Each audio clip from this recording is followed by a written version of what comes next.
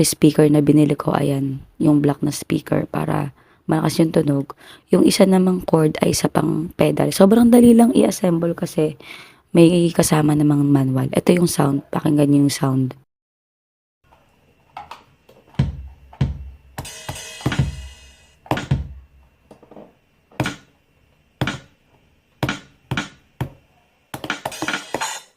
Choose AUX mode.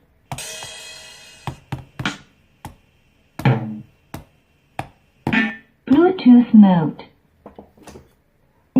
Bluetooth mode. AUX mode.